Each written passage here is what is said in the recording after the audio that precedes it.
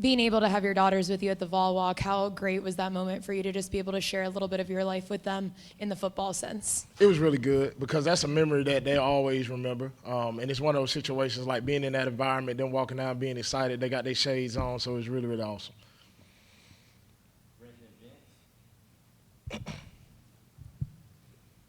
Has Dylan Simpson done anything to surprise you through the first 3 games? No, sir, just because of the way he prepares, his preparation, and the way he goes attack practice. So everything is right on par in terms of what I thought he would be able to do for us. Coach, what did you see from Peyton Lewis now that you got a little extended in-game opportunity to see him since he came back from the injury? You got a chance to see him get comfortable in the game. I think he started off feeling his way through early on, and then the more carries he got, the more comfortable that he became. And then you got a chance to see him run with some violence and some pad level there at the end, and you got a chance to see him hit it full speed and show off his top-end speed as well.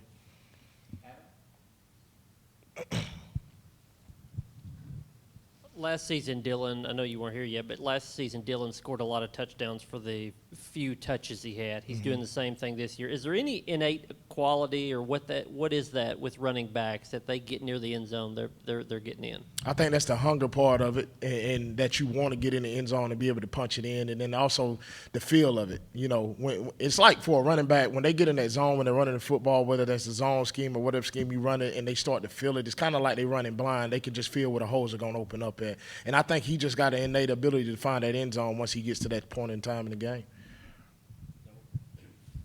Kind of like the first question you got, but about DeShawn Bishop, just has he surprised you at all, and just how much more confident do you guys feel in him getting carries in games like this than maybe you did in the fall? I think, you know, the number one deal with him is nothing surprises me once again with him as well, because he does a really good job from his preparation standpoint, the way he goes attacks. I mean, he constantly has a notebook with him.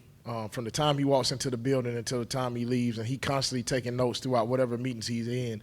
And then in practice, he just goes after it, and he does a phenomenal job of being able to attack that. And, you know, the confidence factor, you know, we've always had confidence, but seeing the confidence in him, you know what I'm saying, in terms of growing every single day, you can tell it by the way he answers questions. The confidence factor of him has just grown tremendously. Coach, obviously this is your first year here, but the 2 tight end stuff has not been a big part of the offense in the past. Just how – you know, what have you seen from that? And during the NC State game, just how big of an advantage was it, do you think, especially as the game went on? I think it just gives you opportunity, something that, you know, we've been working on that gives you opportunity to be multiple in what you've been able to do. And I think it just opens up a lot of other things, you know what I'm saying, for people to have to prepare for. So it's been really, really good from that standpoint. What are you seeing from your short yardage run game? What are some things you like, and what are some things that you think you guys need to improve on? I think the number one deal is we've done a good job of executing from that standpoint in terms of, you know, being able to go convert when we get those opportunities. I think with everything for us as running backs, just we got to do a better job with pad level. You know, a couple of times we get caught running too high at times, and, you know, sometimes looking to hit the big one instead of just going to convert and make sure we run it behind our pad +2. Coach, what's impressed you most about Oklahoma's defense when you've watched them on film preparing for this game? I think when it jumps out to you, the physicality that they play with at all 3 levels, from the D-line to the linebackers to the secondary, I think that portion of it stands out to you. They play aggressive. You see the personality of the head coach come out in terms of that defense. You know, they want to be physical. They want to be aggressive, and schematically they're going to be very, very sound. They're going to fit the run really, really well, and they do a really good job of making sure that they're covering things in the back end as well. So fundamentally, holistically, they're a really good defense. You mentioned preparation, talking about Dylan and DeShawn. Do you see a trickle-down effect when it comes to preparation, when it comes to work ethic, and how important is that here early in the season? I do. I think, number one, when you sit here and you look at Samson, the way he goes about attacking it, and he's the leader of that room, you see everybody kind of follow his lead. You know, even from a young guy, Peyton Lewis, coming in here. They sit beside each other in the meeting room. And when Peyton has a question, he turns and he asks Samson the question, and vice versa. When Samson sees something on tape, you know, he's giving him pointers on that. So the preparation key, like, we want to make sure we're doing a really good job all through the week of making sure we're over-prepared so that now we can anticipate what's going to happen in the game.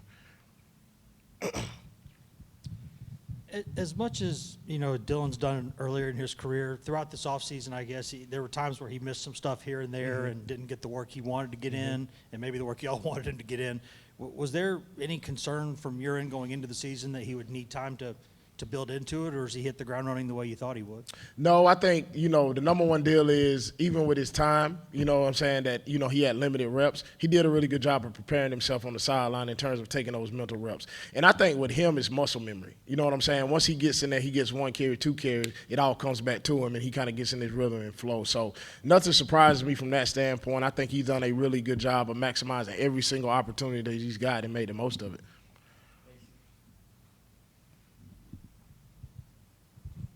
What does Dylan Samson do or have that other running backs around the country do not have?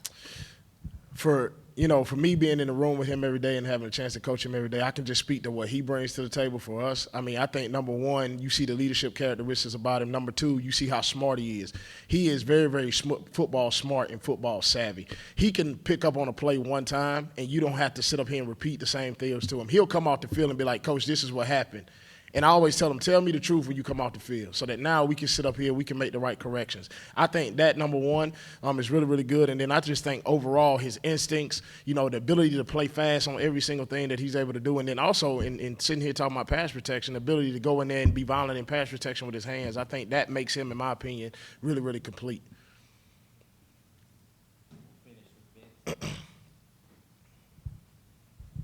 How would you describe the chemistry between the running backs and the offensive line and tight ends blocking for those guys? I think it's really good. When you sit there and you look at a lot of the runs that we've had, especially the explosive runs, everybody's on the same page. And I think it's like poetry in motion a little bit when the running backs, the tight ends, and the offensive line are all synced together, which you've seen multiple occasions this year.